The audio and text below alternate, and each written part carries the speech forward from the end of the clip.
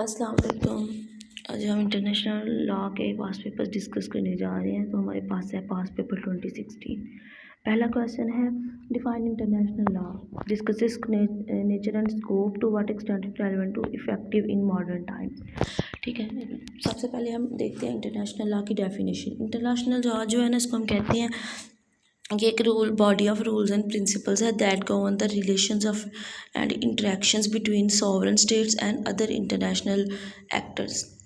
दूसरे international actors और sovereign states जो हैं उनके दरमियान जो रिलेशंस हैं उनको ये जो प्रिंसिपल्स और रूल्स गवर्न करती हैं उसको हम कहते हैं ये इंटरनेशनल लॉ है। इसमें जो है ना वो, अगर हम अदर इंटरनेशनल एक्टर्स की बात करें तो इसमें कुछ इंटरनेशनल ऑर्गेनाइजेशंस हैं, कुछ इंडिविजुअल्स हैं, किसी हद तक जो है ना कुछ इंडिविजुअल्स हैं। ठीक है, ये जो है लॉ ये प्राइमरली ट्रीटीज़, कस्टमरी प्रैक्टिसेस और कुछ जनरल प्रिंसिपल से जो है ना वो ड्राइव किया जाता है। नेक्स्ट हमारे पास है नेचर ऑफ इंटरनेशनल लॉ। इसकी हम नेचर की बात करते हैं। सबसे पहले ये वॉलंटरी कंप्लाइंसेस। ठीक है, इसको इसकी नेचर को डिस्क्राइब करने के लिए जो पहला हमारे पास कॉन्सेप्ट है वो है वॉलंटरी कंप्लाइंसेस। अब स्टेट जो है ना, states are not legally bound to adhere to international law unless they have explicitity to consent to it। States जो हैं वो टिपिकली बाउंड नहीं होती कि वो किसी भी लॉ को जो है ना वो अडहेयर करें अनलेस के वो एक्सप्लिसिटी यानी कि उनको जो है ना इसकी ज़रूरत हो। ठीक है, दूसरा हमारे पास है non hierarchical structure. Domestic legal system जो हमारे पास है ना वो उसका एक हायरार्किकल स्ट्रक्चर होता है, उसकी एक सेंट्रल अथॉरिटी होती है जो कि इंटरनेशनल लॉ को जो है वो इन्फोर्स करती है। ठीक है, लेकिन ये जो हमारे पास इंटरनेशनल लॉ है इसके कोई भी इन्फोर्सिंग एजेंसी नहीं है। ठीक है, ना ही इसका कोई प्रॉपर स्ट्रक्चर है। नेक्स्ट हमारे पास है डुअलिस्टिक और मोनिस्टिक अप्रोच। डुअलिस्टिक वाले ये कहते हैं कि जो डोमेस्टिक लॉ है वो इंटरनेशनल लॉ से अलहदा है, जबकि मोनिस्टिक अप्रोच वाले ये कहते हैं कि दोनों एक ही चीज़ है। ठीक, एक लॉ से दूसरा लॉ निकला हुआ है। फिर हमारे पास नेक्स्ट है डायनामिक एंड इवॉल्विंग नेचर। जो इंटरनेशनल लॉ है ये एवर चेंजिंग है। ठीक है, ग्लोबल प्रैक्टिसेस, ग्लोबल सिनेरियोज के हवाले से जैसे जैसे ग्लोबल सिनेरियोज प्रैक्टिसेस चेंज हो रहे हैं, इंटरनेशनल लॉ चेंज होता जा रहा है। ठीक है, नेक्स्ट है connectedness with domestic law. International domestic law often intersect, अक्सर का जो है ना ये इंटरसेक्ट करती हैं। ठीक है, बहुत से चीज़ों में, बहुत से लीगल सिस्टम्स में, बहुत से लीगल प्रैक्टिसेस में इंटरनेशनल लॉ और डोमेस्टिक लॉ जो है ना वो इंटरसेक्ट करते हैं। अब हम बात करते हैं इंटरनेशनल लॉ के स्कोप की। सबसे पहला जो स्कोप का मतलब होता है कि कोई सब्जेक्ट किन चीज़ों को स्टडी कर रहा है। तो सबसे पहले हमारे पास है ह्यूमन राइट्स लॉ। ठीक है, ये ह्यूमन राइट्स लॉ जो है ना ये इंडिविजुअल्स और ग्रुप्स को अब्यूज़ के ख़िलाफ़, अब्यूज़ चाहे वो गवर्नमेंट्स का हो या इंस्टीट्यूशंस का हो, उसके ख़िलाफ़ प्रोटेक्ट करता है। नेक्स्ट है international humanitarian law. Humanitarian law जो है ये लोगों की जो जान और है जायदाद उसके ऊपर वार के इफ़ेक्ट को, आर्म्ड कन्फ्लिक्ट्स को रेगुलेट जो है ना वो स्टडी करता है, और आर्म्ड कन्फ्लिक्ट्स जो है उनको रेगुलेट करने के लिए, यूज़ ऑफ आर्मामेंट को रेगुलेट करने के लिए जो लॉज हैं उनको हम इंटरनेशनल ह्यूमैनिटेरियन लॉ कहते हैं। ठीक है, नेक्स्ट हमारे पास है लॉ ऑफ सी। ये जो है ना मैरीटाइम्स अफेयर्स को रेगुलेट करता है। ठीक है, जो स्टेट्स के दरमियान मैरीटाइम अफेयर्स होते हैं like marine resources, marine trades, etc। फिर ये इन्वायरमेंटल लॉ, ये global environmental issues like climate change, biodiversity loss, pollution, इनको जो है ना वो एड्रेस करता है। नेक्स्ट है इंटरनेशनल ट्रेड लॉ। ये जो है ना इंटरनेशनल लेवल पे होने वाली ट्रेड रिलेशनशिप्स के लिए स्टैंडर्ड्स और रेगुलेशंस को सेट करता है। ठीक है, डिस्प्यूट रेजोल्यूशन। ये हमारे पास डिस्प्यूट रेजोल्यूशन है ना, यानी कि जो इंटरनेशनल लॉ है ये हमें एक ऐसा मैकेनिज्म प्रोवाइड करता है जहाँ पे हम पीसफुली डिस्प्यूट्स, स्टेट्स के दरमियान होने वाले डिस्प्यूट्स को पीसफुली जो है ना वो सॉल्व कर सकें। ठीक है, नेक्स्ट हमारे पास है relevance and effectiveness in modern time. कि इंटरनेशनल लॉ मॉडर्न टाइम में कितना इफेक्टिव है। सबसे पहले तो ये फैसिलिटेटिंग कॉपरेशन मॉडर्न टाइम के अंदर, चूँकि कॉपरेशन बहुत ज़्यादा ज़रूरी है। जो एक वार हमारे पास ट्रेडिशनल मेथड होता था उसको छोड़ दिया गया है, तो ये इंटरनेशनल लॉ जो है ये कॉपरेशन को जो है फैसिलिटेट करता है। Promoting peace and security through cooperation, international law जो है वो कॉपरेशन के ज़रिए और स्टेट्स के बिहेवियर को जो रेगुलेट करने के ज़रिए ये पीस एंड सिक्योरिटी को प्रेफर करते हैं, ठीक है, प्रमोट कर रहे हैं। नेक्स्ट ह्यूमन राइट्स प्रोटेक्शन है। इंटरनेशनल लॉ जो है ह्यूमन राइट्स को प्रोटेक्ट कर रहा है। चैलेंजेस इन्फोर्समेंट, इंटरनेशनल लॉ को अपने बहुत स्कोप के अलावा कुछ चैलेंजेस का सामना है इन्फोर्समेंट के हवाले से, क्योंकि इसकी कोई सेंट्रल बॉडी नहीं है, ठीक है। Dynamic nature of global issues, जैसे जैसे चूँकि ग्लोबल इश्यूज जो है वो डायनामिक होते हैं, इवॉल्व होते हैं, चेंज होते जाते हैं, ऐसे ऐसे इंटरनेशनल लॉ भी चेंज होता जाता है, ठीक है।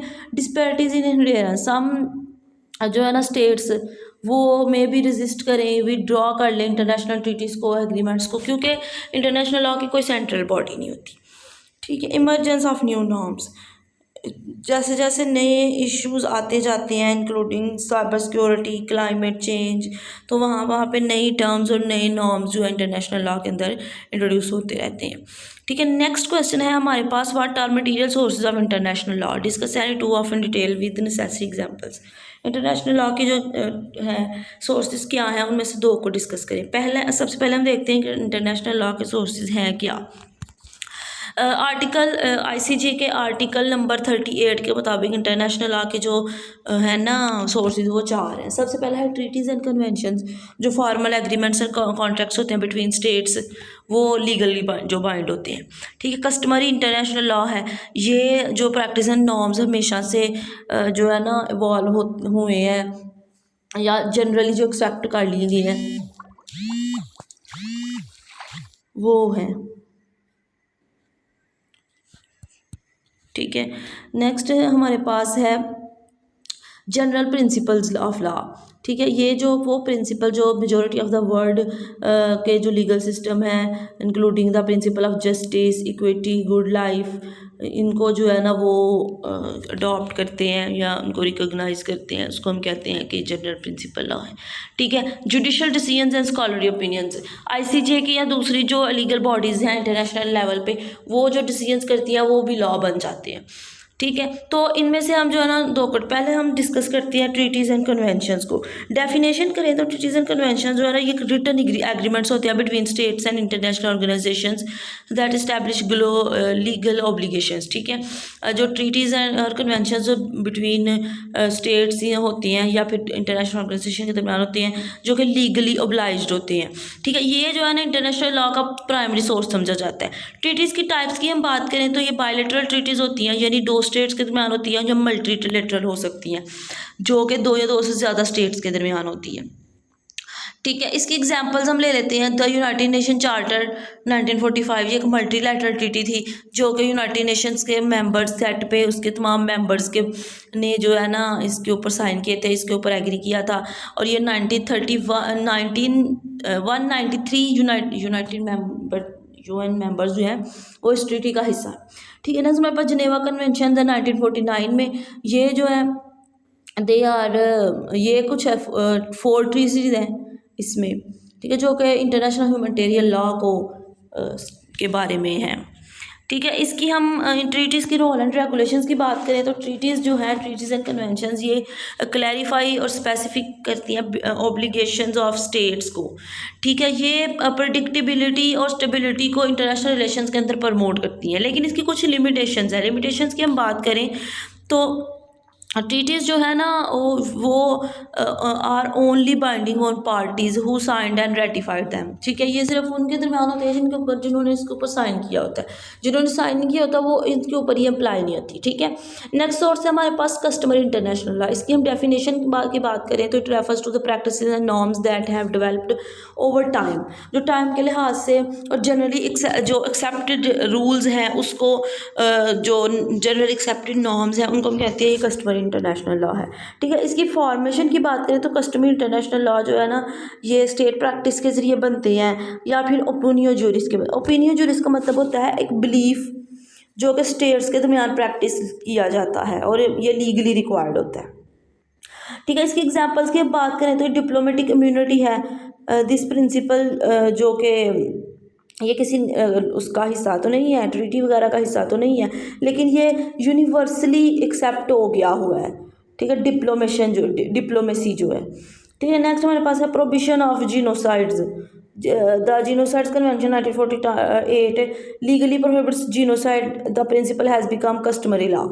और लीगली जो है ना उसको रोका था, तो ये अब एक कस्टमरी लॉ बन गया। ठीक है, इसकी हम सिग्निफिकेंस की बात करें तो ये एक जो है ना ट्रीटीज़, उस जगह पे जहाँ पे ट्रीटीज़ नहीं होती वहाँ पे ये क्रूशल रोल अदा करता है for the governing the behaviour of states. ठीक है, लेकिन इसके कुछ लिमिटेशंस हैं। लिमिटेशंस ये हैं कि इसको हमेशा जो है ना हम एविडेंसेस की ज़रूरत होती है for practice and for implementation. Next question है हमारे पास, what is meant by freedom of high seas, discuss certain restrictions on it by international law including the right of hot pursuit by the ships of coastal state on sea. Definition of freedom of high sea, जो concept of freedom of high sea है, ये एक fundamental principle है international law का। ये enriched है United Nations की convention जो हुई थी ऑन द लॉ ऑफ सी। इसका जो है ना स्पेसिफिकली पार्ट जो है 7 वो स्पेशली है जो फ्रीडम ऑफ हाई सी है। ठीक है, इस हाई सी जो है, अच्छा अब हाई सी की जो हम अगर हम डेफिनेशन करें तो ये ओशन के वो हिस्से हैं जो कि इंटरनेशनल जुरिस्डिक्शन से दूर हैं। ठीक है, और यहाँ पे जो है ना टिपिकली 2000 नॉटिकल माइल्स जो है ना कोस्टल से दूर एरिया जो है वो इसमें हाई सीज़ में आता है। ठीक है, तो इसकी रेगुलेटरी के लिए जो लॉज बनाई गई हैं, तो फ्रीडम ऑफ हाई सीज़ के प्रिंसिपल्स की हम बात करें तो इसमें फ्रीडम ऑफ नेविगेशन आता है, शिप्स ऑफ ऑल स्टेट्स जो हैं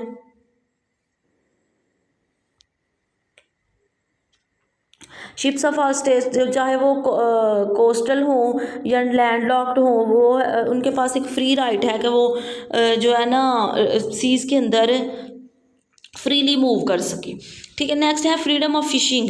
स्टेट्स के पास राइट है कि वो हाई सी के अंदर जो है ना वो अपनी लिमिटेशन रेगुलेशंस के साथ मेरीन लाइफ को जो है ना प्रोटेक्ट करें और ओवर फिशिंग से परहेज़ करें। ठीक है, freedom of over flight, aircrafts of all states जो है ना उनको फ्लाई हाई सीज़ के ऊपर से गुजरने की इजाज़त है विदाउट एनी रिस्ट्रिक्शन। ठीक है, freedom of scientific research, scientific research की एक्टिविटीज़ जो है वो कोई भी मतलब फ्रीली कंडक्ट कर सकता है ऑन द हाई सी। ठीक है, freedom of lay submarine cables and pipelines, states जो हैं वो फ्री हैं to install under water cables and pipelines from telecommunications resources extraction purpose, किसी भी पर्पस के लिए जो under water cables and pipelines है वो बिछाने की स्टेट्स को इजाज़त है। ठीक है, अब इसके रिस्ट्रिक्शन की हम बात करें तो सबसे पहले तो ये prohibition of privacy and illegal activities, ये जो है ना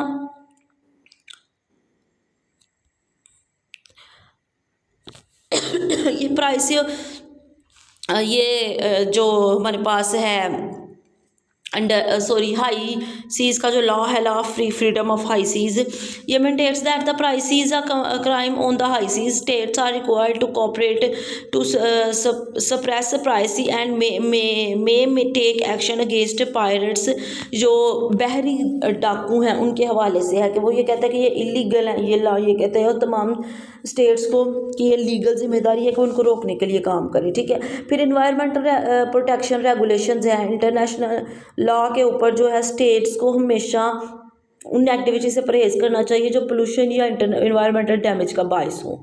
ठीक है, इसी तरह जो है ना सी के इन्वायरमेंट के डैमेज का भी जो है ना वो ख्याल रखना चाहिए।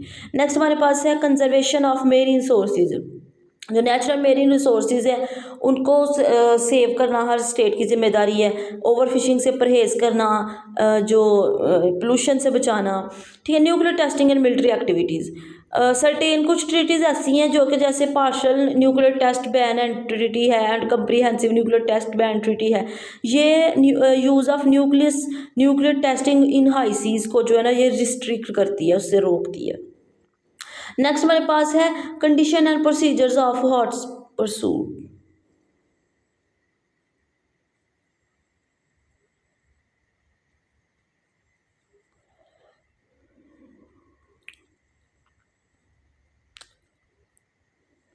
नेक्स्ट हमारे पास है इसी क्वेश्चन का एक हिस्सा है राइट ऑफ हॉट परसूट्स। ये ना एक मैकेनिज्म है इंटरनेशनल लॉ के अंदर। It's particularly stipulated in article 111 article 111 of जो हमारे पास अनक्लॉज था फ्रीडम ऑफ हाई सीज का जो लॉ था, उसका आर्टिकल नंबर 111 है। That allows coastal state to pursue and apprehend a foreign vessel if has violated the laws and regulation within the coastal states jurisdiction. अगर किसी भी state की coastal state jurisdiction को कोई भी दूसरा तोड़ता है तो स्टेट के पास ये राइट है कि वो उसको वायलेट करे। ठीक है, इसकी कंडीशंस कौन कौन सी हैं? सबसे पहली है commencement of pursuits. The pursuits must begin while the forgive vessel is within in the internal waters. Pursuit उस वक्त अप्लाई होता है जब कोई भी फॉरेन वेसल जो है वो आपके इंटरनल वाटर्स के अंदर, टेरिटोरियल सी के अंदर, कॉन्टिन्यूस जोन कोस्टल स्टेट के ऊपर आ चुका हो, उसको वायलेट करे। अगर उससे पीछे को वायलेट करता है हाई सीज के अंदर तो उसको रोकने का स्टेट को कोई हक नहीं है। ठीक है, कॉन्टिन्यूस परसूट अगर बार बार जो है ना अनइंटरप्टेड तरीके से परसूट होती जा रही है तो अथॉरिटीज़ जो हैं उन्होंने वेसल को जो है करना छोड़ दिया है, कैप्चर करना छोड़ दिया है, उसको देखना छोड़ दिया है, तो जो है ना इसके ऊपर ये लॉ अप्लाई होता है। Jurisdiction and offenders hots police जो परसूट जो है ये सिर्फ उस वक़्त उसकी इजाज़त है जब कोई भी फॉरेन वेसल जो है ना वो कोस्टल लॉ को तोड़े। अगर नहीं तोड़ा कोस्टल लॉज को जो है ना लीगली उसमें जा रहा है तो फिर इसके ऊपर जो है ना कोई भी रिस्ट्रिक्शन अप्लाई नहीं होती। ठीक है, ending the pursuits the hot pursuit must and if the pursuit vessel enters the territorial waters of another state. अगर वो आपके टेरिटोरी से निकल के किसी और के अंदर चला गया है, किसी और टेरिटरी के अंदर, तो फौरी तौर पे स्टेट को चाहिए को अपना एक्शन रोक दे। ठीक है, इसकी एग्जांपल जो है ना वो हॉट परसूट की वो इलीगल फिशिंग होती है, स्मगलिंग एंड पोल्यूशन वायलेशंस होती हैं। ठीक है, स्मगलिंग और पोल्यूशन वगैरह जो फैलाती हैं। इसके लीगल प्रैक्टिसेस की हम बात करें तो इसमें कुछ जुरिस्डिक्शनल लिमिट्स हैं। ठीक है, it can be only conducted within the boundaries of UNCLOS. जो कुछ बाउंड्रीज इंटरनेशनल के अंदर डिस्क्राइब कर दी गई हैं उसी के ऊपर ये जो है ना सिर्फ अप्लाई हो सकता है। Proof of offence pursuing state जो है ना उसके पास एक क्रेडिबल प्रूफ होना चाहिए, क्रेडिबल एविडेंस होना चाहिए ऑफेंडर्स के खिलाफ। ठीक है, disputes and conflicts hot person sometimes जो है इंटरनेशनल डिस्प्यूट्स का बाइस बनता है। नेक्स्ट हमारे पास है question what is meant by state jurisdiction, discuss different types of state jurisdiction under international law. जो से स्टेट जुरिस्डिक्शन की हम तारीफ करें और इसकी टाइप्स बयान करें। ठीक है, लाइन के अंदर हमने जो है इसको काफ़ी डिटेल से डिस्कस किया था, अभी थोड़ा देख लेते हैं। स्टेट जुरिस्डिक्शन का मतलब होता है the authority of a state to legislate adjudicate and enforce laws within its territories and under certain conditions beyond its borders। State के पास जो है ना इस चीज़ का राइट होना कि वो अपने विद इन इट्स टेरिटोरी जो रूल्स एंड रेगुलेशंस बना सके और उसको इम्प्लीमेंट कर सके, और ये कभी कभी जो है ना बियॉन्ड द बॉर्डर भी उसको ये राइट हासिल होता है। ठीक है, स्टेट जुरिस्डिक्शन की बात करें तो इसमें टेरिटोरियल जुरिस्डिक्शन है, पर्सनल जुरिस्डिक्शन है और यूनिवर्सल जुरिस्डिक्शन है। टेरिटोरियल जुरिस्डिक्शन जो है it is the authority of state to govern and enforce laws within own territory. अपनी ही टेरिटोरी के अंदर जो है ना वो लॉज को गवर्न करना और इन्फोर्स करना उसको स्टेट जुरिस्डिक्शन कहा जाता है। ये जो है ना ये फंडामेंटल स्टेट सॉवरेनिटी है। ठीक है, कि उसके लीगल सिस्टम के अंदर कोई भी और स्टेट जो है वो इन्वॉल्व नहीं हो सकती। नेक्स्ट हमारे पास है पर्सनल जुरिस्डिक्शन। पर्सनल जुरिस्डिक्शन जो है ना इसको नेशनैलिटी जुरिस्डिक्शन भी कहते हैं। ये स्टेट की वो अथॉरिटी है ओवर इट्स नेशनल्स। ठीक है, regardless of their location, state के ऊपर जो है ना लीगली उसको ये हक है कि उसके जो सिटीजन हैं वो दुनिया में किसी भी कोने पे रहते हो, किसी और स्टेट में भी रहते हो, तो उसकी स्टेट की उनके ऊपर अथॉरिटी कायम रहती है। स्टेट के ऊपर स्टेट जो है ना उनको लेजिस्लेट कर सकती है, प्रोसिक्यूट कर सकती है, एडजुडिकेट कर सकती है। ठीक है, सो नेक्स्ट हमारे पास है यूनिवर्सल जुरिस्डिक्शन। यूनिवर्सल जुरिस्डिक्शन जो है ना ये allows a state to claim criminal jurisdiction over an individual regardless of nationality और where the crime occurred for offence consider, जो है ना इंटरनेशनल कम्युनिटी के अंडर स्टेट के पास ये जुरिस्डिक्शन हासिल है, उसके पास जो है ना वो किसी भी इंडिविजुअल को के खिलाफ क्रिमिनल जुरिस्डिक्शन क्लेम कर सकता है रिगार्डलेस ऑफ इट्स नेशनैलिटी। ठीक है, नेक्स्ट हमारे पास है प्रोटेक्टिव जुरिस्डिक्शन। प्रोटेक्टिव जुरिस्डिक्शन का मतलब होता है permits a state to exercise legal authority over foreign nationals abroad if their actions threaten the state security और इंटरेस्ट। अगर एक स्टेट की सिक्योरिटी और इंटरेस्ट को ख़तरा होता है तो वो दूसरे जो है ना फॉरेन नेशनल्स उनको जो है ना वो उनके खिलाफ लीगल अथॉरिटी स्टेट के पास होती है, तो उसको हम कहते हैं ये प्रोटेक्टिव जुरिस्डिक्शन है। नेक्स्ट है हमारे पास passive personality jurisdiction. Passive personality jurisdiction जो है ना ये है allows a state to claim jurisdiction over foreign nationals who commit offence against its. अगर किसी स्टेट के सिटीजन्स के खिलाफ कोई फॉरेन नेशनल कोई एक्शन लेता है या उसको वायलेट करता है तो स्टेट के पास ये जो है ना ये अथॉरिटी होती है कि वो उसको क्रिमिनल जुरिस्डिक्शन कर सके। ठीक है, तो ये हमारे पास इंटरनेशनल स्टेट जुरिस्डिक्शन थी और इसकी टाइप्स। नेक्स्ट हमारे पास क्वेश्चन है discuss the concept of neutrality, how a neutral state differs from a neutralized state, explain the right and duties of neutral and belligerent state during war. ठीक है, concept of neutrality. International law के अंदर neutrality का मतलब है to states dear to remain impartial and refrain from participating in any armed conflict between other states. जब किसी भी स्टेट के दरमियान आर्म्ड कॉन्फ्लिक्ट हो रहा हो तो जब एक स्टेट ये डिसीजन लेती है कि वो इम्पार्शियल रहेगी, रिफ्रेन रहेगी, उसके खिलाफ जो है ना हिस्सा नहीं रहेगी, किसी एक भी कंट्री के साइड पे नहीं होगी, तो ये न्यूट्रलिटी होती है। ठीक है, न्यूट्रलिटी जो है ना ये आमतौर पे रिस्क्स, लॉसेस और डिस्ट्रक्शन वगैरह जो वार की होती है उसको अवॉइड करने के लिए होती है। ठीक है, इसकी जो है ना हम देखते हैं न्यूट्रल स्टेट और न्यूट्रलाइज्ड स्टेट में क्या फ़र्क है।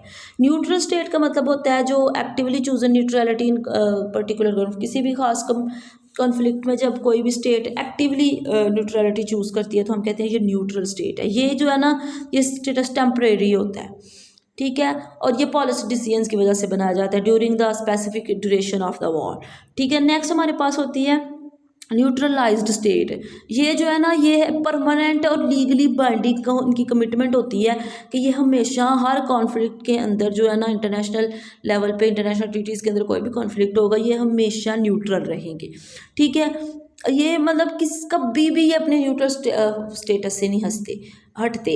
तो इसकी एग्जांपल जो है ना वो इस वक्त स्विट्ज़रलैंड और ऑस्ट्रिया हैं, ये दो न्यूट्रलाइज्ड स्टेट्स हैं। ठीक है, न्यूट्रल स्टेट्स की अगर हम राइट्स की बात करें तो इसमें इन वायलेबिलिटी ऑफ टेरिटरी है। Neutral states territory is considered inviolable. ठीक है, न्यूट्रल स्टेट जो है उसकी टेरिटरी को वार के दौरान नुकसान नहीं पहुंचाया जा सकता। Right of self defence, neutral state को जो है ना अगरचे वो वार का हिस्सा नहीं होती लेकिन उसको सेल्फ डिफेंस का हक हासिल होता है। ठीक है, कुछ इकोनॉमिक एंड डिप्लोमेटिक राइट्स होते हैं। आप जो है ना उनके साथ जो न्यूट्रल स्टेट्स हैं उनके साथ ट्रेड और डिप्लोमेटिक रिलेशंस नहीं ख़त्म कर सकते। ठीक है, वो अपने जो ट्रीटीज़ वगैरह हैं वो नहीं ख़त्म कर सकते। Freedom of navigation, neutral state has the right to refrain free passage of their merchant ships and aircrafts in international waters and airplanes. यानी कि इंटरनेशनल जो हमारे पास टेरिटरी है वाटर्स एंड एयरप्लेन्स वहाँ से इनको गुजरने की जो न्यूट्रल स्टेट्स में गुजरने की हमें इजाज़त होती है। इनकी ड्यूटीज़ ऑफ न्यूट्रल स्टेट्स की हम बात करें अगर, सबसे पहले है abstaining from military assistance. Neutral state जो है उसको किसी भी पार्टी को military aid including arms, intelligence, funding वो अप्लाई नहीं करनी चाहिए। ठीक है। Prohibition of military bases and transit, जिससे उनको मिलिट्री नहीं असिस्टेंट नहीं प्रोवाइड करनी चाहिए। इस तरह न्यूट्रल स्टेट जो है वो अपने एयर बेसिस और ट्रांजिट्स वगैरह भी यूज़ करने की इजाज़त नहीं दे सकती। ठीक है। नेक्स्ट हमारे पास है इन्फोर्समेंट ऑफ न्यूट्रलिटी लॉज। जो न्यूट्रल स्टेट्स हैं उनको अपने इंडिविजुअल्स और ऑर्गेनाइजेशंस जो विद इन कंट्री काम करें उनके ऊपर जो भी जो है ना न्यूट्रलिटी लॉज को अप्लाई करना चाहिए। ठीक है। नेक्स्ट हमारे पास है rights and duties of belligerent states towards belligerent state, जो इनके दरमियान वॉर चल रही है, कॉन्फ्लिक्ट चल रहा है, उनका न्यूट्रल स्टेट्स के तरफ क्या राइट्स एंड ड्यूटीज़ हैं। तो इनके राइट्स जो है ना वो rights to stop and search, neutral state को चाहिए कि वो इन कॉन्फ्लिक्ट को रोकने की कोशिश करे। ठीक है। Right to seize contraband, if contraband is discovered on a neutral ship bound of enemy state and belligerent state has the right to seize it. ठीक है। वो इसको जो है ना उसके खिलाफ जा सकता है। राइट टू ब्लॉकेड, बाइलिंगरेट स्टेट जो है ना वो उनको चाहिए कि वो ब्लॉकेड स्टैब्लिश कर सकते हैं टू प्रिवेंट एनी जो है ना एनी सप्लाई फ्रॉम एनिमी को करने के लिए वो उसके ऊपर जो न्यूट्रल स्टेटस के ऊपर ब्लॉकेट कर सकते हैं। इनकी ड्यूटीज़ क्या हैं? पहले तो ये है कि न्यूट्रल टेरिटरी जो है उसकी रिस्पेक्ट करनी चाहिए, उसको वायलेट नहीं करना चाहिए।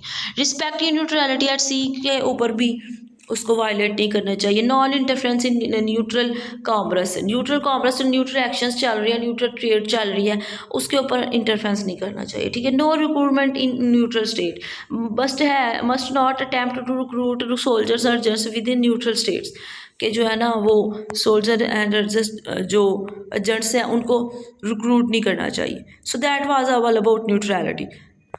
नेक्स्ट क्वेश्चन है what is recognition, discuss de jure and de facto recognition, also explain the constitutive and declaration theories of recognition, discuss the disabilities of unrecognized states. Recognition क्या होता है? इंटरनेशनल लॉ के अंदर recognition refers the formal acknowledgement of one state by others, एक जो state है उसकी formal acknowledgement of its existence जो दूसरी स्टेट्स करती हैं उसको हम कहते हैं ये रिकग्निशन है। इसकी दो टाइप्स हैं, D jury and de facto. D jury recognition होती है, ये एक फॉर्मल लीगल एक्नॉलेजमेंट होती है। ठीक है। एक स्टेट की जो कि गवर्नमेंट जो है ना बनाती है, ये state according to international law जो है ना ये हमेशा परमानेंट होती है, इंटरनेशनल लॉ के रूल्स के हवाले से होती है। इसकी जो हमेशा करैक्टरिस्टिक्स है ये हमेशा परमानेंट होती है, लीगली स्टैंडर्ड होती है क्योंकि इसके खास प्रिंसिपल्स होते हैं, इम्यूनिटी एंड प्रोटेक्शन होती है। ठीक है। एक होती है D facto recognition. D facto recognition जो होती है ना ये प्रोविजनल या प्रैक्टिकल एक्नॉलेजमेंट होती है, ये परमानेंट नहीं होती, फॉर्मल नहीं होती। ठीक है। नेक्स्ट हमारे पास है थेरीज ऑफ रिकग्निशन। पहली है constitutive theory of recognition. Constitutive theory of recognition ये कहती है स्टेट और government does not attain full legal status as a sovereign entity until it is recognized by existing states. ये कहती है कि कोई भी स्टेट जो है ना उसको उस वक्त तक लीगल स्टेटस एक सॉवरन एंटिटी के तौर पे नहीं मिल सकता जब तक कि एग्जिस्टिंग स्टेट जो दूसरी स्टेट्स हैं वो सारी उसको रिकग्नाइज ना कर ले। ठीक है। नेक्स्ट हमारे पास है डिक्लरेटोरी थेरी ऑफ रिकग्निशन। ये कहती है that a state existence and sovereignty are independent of recognition by others. वो कहते हैं स्टेट का पाया जाना, एग्जिस्टेंस और इसकी सॉवरेनिटी जो है वो दूसरे स्टेट्स के ऊपर डिपेंड नहीं करती। इस थेरी के मुताबिक जब तक स्टेट जो है वो एक स्टेटहुड के प्रॉपर क्राइटेरिया को मिल रही हो तो ये एक स्टेट होती है। इट डजेंट डिपेंड कि वो दूसरे स्टेट्स उसको रिकॉग्नाइज करती हैं कि नहीं। ठीक है। डिसेबिलिटीज़ ऑफ अनरिकॉग्नाइज्ड स्टेट्स की क्या डिसेबिलिटीज़ होती हैं?